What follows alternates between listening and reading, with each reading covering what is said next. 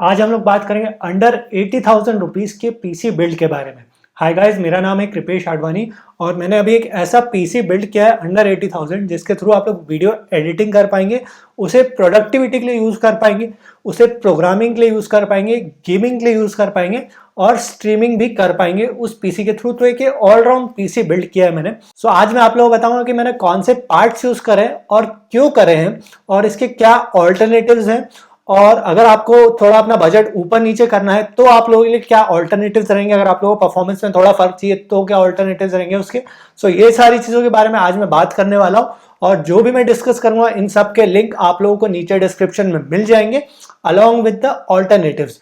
और अगर इस वीडियो पे अच्छे व्यूज आए, अच्छे लाइक्स आए, तो मैं इसका एक डिटेल्ड बेंचमार्क वीडियो भी कर लूंगा जहां पे मैं आप लोगों को इसकी वीडियो एडिटिंग की परफॉर्मेंस बताऊंगा, इसकी गेमिंग की परफॉर्मेंस बताऊंगा ऑब्वियसली, और इसके प्रोडक्टिविटी टास्क की परफॉर्मेंस बताऊंगा, प्रोग्रामिंग की परफॉर्मेंस बताऊंगा।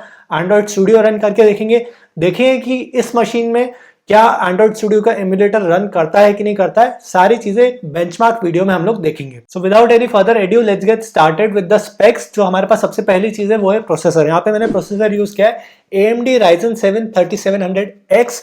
ये एक 8 कोर 16 थ्रेड का प्रोसेसर है और ये प्रोसेसर एडिटिंग के लिए, मल्टीपल सॉफ्टवेयर चलाने के लिए, स्ट्रीमिंग के लिए काफी अच्छा प्रोसेसर है और इसकी प्राइस मुझे पड़ी थी अराउंड 29,000 रुपीज की। और अगर आप लोगों का बजट कम है तो आप लोग Ryzen 5 3600 पे भी जा सकते हैं।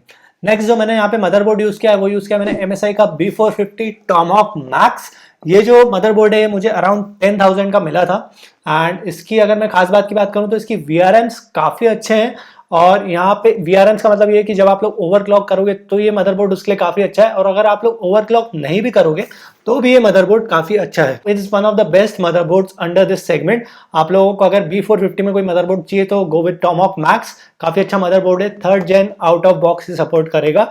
और अगर आप लोग थोड़ा ज्यादा स्पेंड करने को तैयार हैं तो 15,000 में आप लोगों को Asus का Prime X570P मिल जाएगा, जो कि काफी अच्छा मदरबोर्ड है 15 to 17,000 की प्राइस रेंज में। रैम की बात करूं तो मेरे पास 16 GB की टोटल रैम है, जो मैंने 8 GB की 2 स्टिक्स यूज करी है 32 मेगाहर्ट्ज की। ये आती है Corsair Vengeance की तरफ से। ये मुझे अराउंड 6,500 की मिली थी एंड आप लोगों के पास अगर 3200 मेगाहर्ट्ज की नहीं मिल रही है तो आप लोग 3000 मेगाहर्ट्ज की भी ले सकते हैं। ग्राफिक कार्ड की बात करूं तो यहाँ पे मैंने यूज किया है 1660 सुपर, जोटैक की तरफ से आता है। 20,000 में 1660 super is one of the best graphic cards available in 2020 as of now. तो 20,000 में काफी अच्छा ग्राफिक कार्ड है और जो इसके CUDA कोर्स है वो आप लोग को हेल्प करेंगे जब आप लोग एंड्रॉइड प्रीमियर प्रो जैसे सॉफ्टवेयर का यूज करते हैं एंड जब आप लोग आफ्टर इफेक्ट जैसे सॉफ्टवेयर का यूज करते हैं तो ये ग्राफिक कार्ड आप लोगों को काफी हेल्प करने वाला है। और इसकी अगर मैं गेमिंग की बात करूं तो ये आप लोगों को 60 FPS इजीली दे देगा कोई भी मॉडर्न गेम्स में। एंड अगर आप लोगों को थोड़ी और गेमिंग चाहिए, अगर आप लोगों को मोर देन 100 FPS की गेमिंग करनी है तो RTX 2060 एक अच्छा ऑप्शन है, आप लोग उसकी तरफ जा सकते हैं। वो आप लोगों को 30,000 25 से 30,000 की प्राइस रेंज में मिल जाएगा। By the way, video editing में ग्राफिक कार्ड की उतनी इंपॉर्टेंस नहीं होती है जितनी इंपॉर्टेंस आपकी प्रोसेसर की होती है, आपकी SSD की होती है। तो ग्राफिक कार्ड में आप लोग थोड़ा सस्ता ग्राफिक कार्ड भी यूज कर सकते हैं, लेकिन प्रोसेसर अगर आप लोग वीडियो एडिटिंग करनी है तो प्रोसेसर आप लोगों का अच्छा होना चाहिए। SSD की बात करूं तो यहाँ पे मैंने 2.5 इंच की एक SATA SSD यूज करी है 512 GB की, जो कि ये है WD Blue की। ये मुझे पड़ी है 5,500 की। एंड SSD की अगर मैं यहाँ पे बात करूं तो SSD एक बहुत इंपॉर्टेंट पार्ट है आप लोगों के सिस्टम का। अगर आप लोगों का प्रोडक्टिविटी का काम है, अगर आप लोगों का वीडियो एडिटिंग का काम है, अगर आप लोगों का प्रोग्रामिंग का काम है तो SSD में चीप आउट मत करना, SSD अच्छी लेने की कोशिश करना।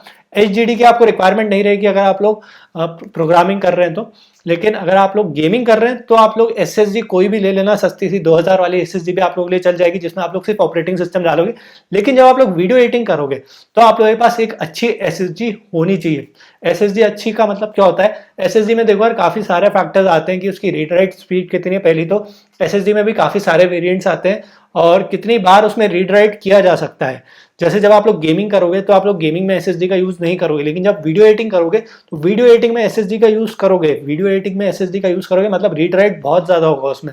जब आप लोग प्रोग्रामिंग करोगे, अपने प्रोग्राम्स को कंपाइल करोगे, तभी भी आपका SSD का यूज होगा। तो SSD अच्छी खरीदो। एंड यहाँ पे मैंने 2.5 इंच की SATA इसलिए ली है क्योंकि मैंने M.2 का स्लॉट यहाँ पे खाली रखा है। M.2 में मैं NVMe लगाऊंगा, इसलिए मैंने फिलहाल अभी M.2 के लिए नहीं लिया है, लेकिन इन फ्यूचर में उसे NVMe स्टोरेज से अपग्रेड करूंगा। सो ये एक अच्छा ऑप्शन है, WD Blue एक अच्छा ऑप्शन है। इसके बाद हमारे पास आती है क्रूशियल की MX, जो भी काफी अच्छा ऑप्शन है। MX 500 करके आती है शायद से, उसका लिंक मैं नीचे डिस्क्रिप्शन में दे दूंगा, जो अराउंड 5000 की आती है, जो काफी अच्छी है। 500 GB की वो भी SSD है। पहली चॉइस मेरी वही थी लेने की, लेकिन वो मुझे नहीं मिल पा रही थी लोकल मार्केट में, इसलिए मैंने ले ली WD Blue 2.5 इंच की 500 GB की SATA SSD। कैबिनेट की बात करूं तो यहाँ पे मैंने कॉर्सियर का स्पेक डेल्टा कैबिनेट यूज किया है, जो कि 3 RGB फैंस के साथ में आता है। इसकी जो डिजाइन है वो मुझे काफी अच्छी लगी थी। इसका एयर फ्लो काफी अच्छा है। यहाँ पे मैं 240 mm और 360 mm के रेडिएटर्स लगा सकता हूँ। साइड में टेम्पर्ड ग्लास दिया है। जो RGB फैंस है उसके RGB में मदरबोर्ड के थ्रू कंट्रोल कर सकता हूँ, जो कि टॉमहॉक मैक्स में अवेलेबल है। तो मैं उसके थ्रू अपने कैबिनेट की लाइटिंग्स और RGB को कंट्रोल कर सकता हूँ। अगर मैं यहाँ पे SMPS की बात करूँ तो यहाँ पे मैंने यूज किया एंटेक का 650 वॉट 80+ ब्रॉन्ज सर्टिफिकेशन वाला SMPS, जो कि मुझे अराउंड 5000 रुपीज का मिला था। 5 से 5,500 के बीच में आप लोगों को ये मिल जाएगा। एंड इस बिल्ड के लिए ये पावर सप्लाई इनफ है। अगर यहाँ पे आप लोग प्रोसेसर भी स्विच कर लें, अगर आप लोग यहाँ पे मदरबोर्ड भी अच्छा ले लें, SSD और ऐड कर दें, ग्राफिक कार्ड में 260 भी यूज कर लें, तो भी ये वाला जो आपके पास ये वाला जो पावर सप्लाई यूनिट है, ये इसे इजीली हैंडल कर लेगा। अगर मैं यहाँ पे कूलर की बात करूँ तो यहाँ पे मैंने स्टॉक कूलर का यूज किया है। जो Ryzen 7 के साथ में जो इसका फैन आता है, जो प्रोसेसर के साथ में जो स्टॉक फैन आता है, वो काफी अच्छा है। तो ऐसे एज सच कोई एक्सटर्नल कूलर यूज करने की मुझे अभी रिक्वायरमेंट नहीं है। लेकिन अगर आप लोगों ने PC पे 8 घंटे से ऊपर हार्डकोर वर्क करते हैं, जैसे वीडियो एडिट्स कर रहे हैं, काफी सारे गेमिंग लगातार करे जा रहे हैं, उसके बाद आप लोग प्रोग्रामिंग में काफी कुछ इंटेंसिव वर्क करे जा रहे हैं 8 घंटे से ऊपर, तो फिर आप लोगों को एक अलग से एक अच्छा कूलर लेने की रिक्वायरमेंट रहेगी। मेरा काम मेरे PC पे इतना नहीं है, मेरा काम मेरे लैपटॉप पे हो जाता है ज़्यादातर। तो मैंने इसलिए उसमें एक स्टॉक कूलर में नहीं इन्वेस्ट किया है फिलहाल के लिए। मे बी इन फ्यूचर अगर मुझे लगे तो मैं यूज़ कर लूँगा। सो ये था मेरा अंडर 80,000 का PC बिल्ड। और अगर इस वीडियो पे अच्छे व्यूज़ एंड कमेंट्स आए तो मैं इसका एक सेपरेट बेंचमार्क वीडियो बना दूंगा, डिटेल्ड बेंचमार्क वीडियो बना दूंगा। सो अगर आपको ये वीडियो अच्छा लगा तो उसको थम्स अप देना मत भूलिएगा। And I will see you guys in the next one. Good bye.